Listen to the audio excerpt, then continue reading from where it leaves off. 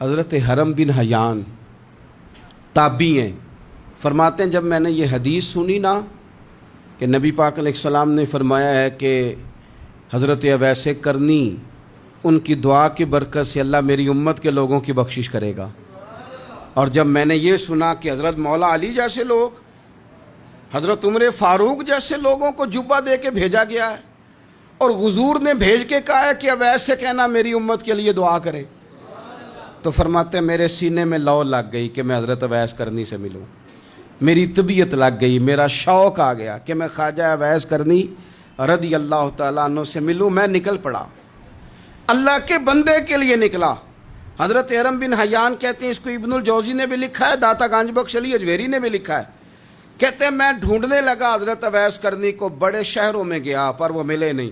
داتا صاحب کہتے ہیں وہ حال والے آدمی تھے، ان پر بھی حال تاری رہتا تھا، اسی کسے دے کچھ نہیں جے لگ دے تے نہ کوئی ساڈا دردی، وہ بھی اپنی کیفیت میں رہتے تھے۔ داتا صاحب نے لکھا ہے جب دنیا ہستی تھی تو حضرت اویس کرنی رویا کرتے تھے، اور جب لوگ روتے تھے تو وہ ہنستے تھے۔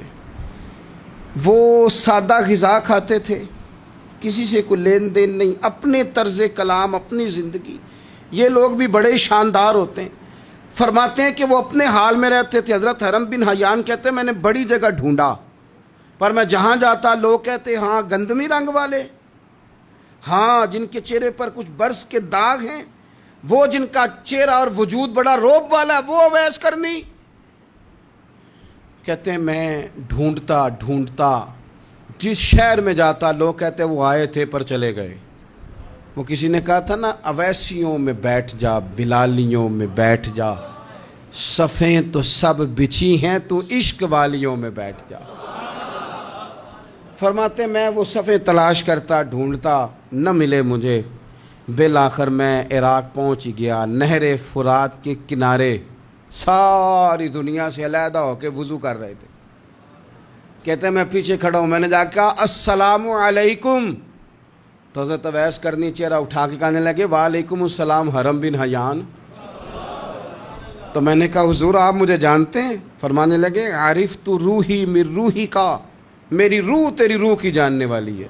کہتے ہیں میں نے کہا حضور کو نصیحت کر دیں، تو فرمانے لگے پہلی نصیحت تو یہ ہے کہ آج کے بعد مجھے ملنے نہ آنا، میں نہیں پسند کرتا، میں تنہا رہنا چاہتا ہوں، مجھے نہیں شہرت اچھی لگتی، میرا نہیں دل کرتا لوگ میرے پیچھے بھاگیں، آج آیا ہے آج کے بعد نہ آنا، بس چھوڑ دے مجھے میرے حال پہ، میں اپنی زندگی اپنے حساب کے مطابق گزارنا چاہتا ہوں، تو آج کے بعد نہ آنا۔ اور پھر فرمانے لگے اگلی نصیحت یہ ہے کہ جو رب نے تجھے دے دیا ہے نا اس پہ راضی ہو جا، اگر اس پہ راضی نہیں ہوگا تو تکلیف میں رہے گا۔ فرماتے ہیں میں نے پھر کہا میرے لیے دعا کر دیں، تو انہوں نے ہاتھ اٹھائے، کہنے لگے یا اللہ میری اور اس کی جنت میں ملاقات کرا دینا۔ تو انہوں نے چہرے پہ ہاتھ پھیرے اور فرمانے لگے اب تو جا، میں کوشش کروں گا تجھے دعاؤں میں یاد رکھوں، تو بھی کوشش کرنا مجھے دعا میں یاد رکھنا۔ فرماتے ہیں یہ کہتے کہتے نا وہ رستہ بدل گئے، اور گلی کا کونا وہ جب مڑے تو پھر میں ڈھونڈتا رہا، دوبارہ زندگی بھر ملے نہیں، لیکن میرا پیار سچا تھا، وہ مجھے ویسے تو نہیں ملے پر خواب میں کئی دفعہ مل جاتے ہیں، اور خواب میری وچ بھی آیا ماہی، تو میں پھر وہ گل وچ پا لئیاں باواں، تے ڈر دی ماری اکھ بھی نہ کھولا کتے پھر وچھڑ نہ جاواں۔ فرماتے مجھے محبت ہو گئی، خواب میں زیارت ہو جاتی۔